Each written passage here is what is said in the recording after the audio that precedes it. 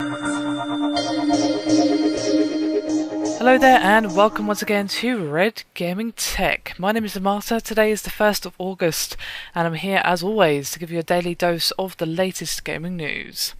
Today I have some news for you concerning Sony and of course the PS4, as they have revealed their profits and losses for this first financial quarter, which is of course the 3 months ending June 30th. And they have revealed that in that 3-month period they did generate sales of 118 billion yen, which is about 789 million pounds or $1.2 billion, which is essentially a carbon copy of the same quarter this time last year, where they again made 118 billion yen. And Sony said this figure was reached by a mixture of slowing hardware sales, which you might expect with the console generation ending, and of course a new console generation just on the horizon, but an uptake in software sales as well. Unit sales of PS3, PSP and PS2 hardware all fell, but unfortunately there was no mention of PS Vita sales in this particular section. However, this loss was offset by the favourable impact of foreign exchange rates and of course, as mentioned previously, the increase in game sales. Now, they did bundle together the PS3 and PS2 in its home console sales figures, despite the fact that the PS2 is, well, a little bit old now to say the least, and it also did the same for the Vita and the PSP for the handheld numbers.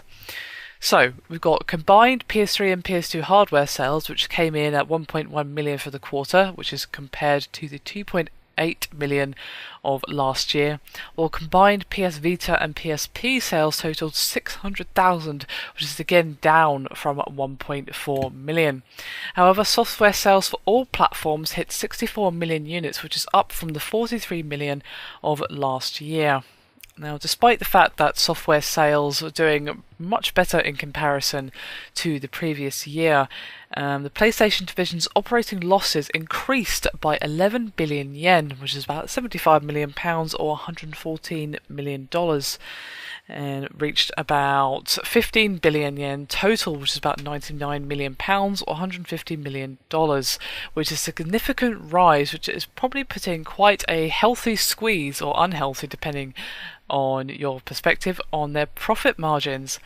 And they have said that, unsurprisingly, this increase in costs was primarily down to research development costs relating to the PS4 and undoubtedly the production as well. And despite these slightly doom and gloom figures, the full-year forecast for PlayStation hardware and software sales remains unchanged. And again, this is despite the growing interest in the PS4. Of course, when this financial year ends, the PS4 will be released. Sony does expect to shift to a combined total of 10 million PS3 and PS2 units, 5 million PSP and PS Vita units, and 319 million games. As a whole company now, Sony's revenues were up 13% year on year to 1712.7 billion yen, which is about 11.5 billion pounds or $17.3 billion, which helped it swing from a loss of 24.6 billion yen, which is about 165 million pounds or $259 million, to a profit of 3.5 billion yen, which is 23 million pounds or $35 million.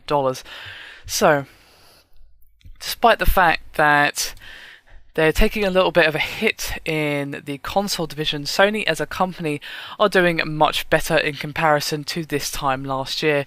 Now, you would expect, of course, PS3 sales to be falling off a bit with, as I said, a new console generation just on the horizon, and the Vita was never exactly taking the world by storm to begin with, so a little bit of a downslide as we head towards the PS4 release is to be expected, and of course an increase in costs is to be expected for pretty much the same reasons. The PS4 is probably going to cost them quite a bit of money in the first instance, as they usually do sell at a loss at the start, but as things start to pick up, well then of course the margins for profit and loss will start to improve. But despite the operating losses increasing, of course that is most likely going to be replaced by what is undoubtedly going to be a success for the PS4. I doubt anyone is expecting the PS4 to not do insanely well on launch, especially considering that they just issued a UK-wide pre-order ban. Well, not ban, but restriction due to supply and demand. So hopefully it will get a little bit better in the console sales and the PlayStation division of Sony as a company, but it's not looking too bad for the company itself, so fingers crossed that things continue to improve. It's never good to see a company like Sony in trouble like they were this time last year, so I'm very pleased to see that despite some increase in losses in certain areas as a company, they are doing much better, which is always encouraging to see. Anyway, that is me done for this video. Hope you've enjoyed it. Thank you very much for watching, and I'll see you next time.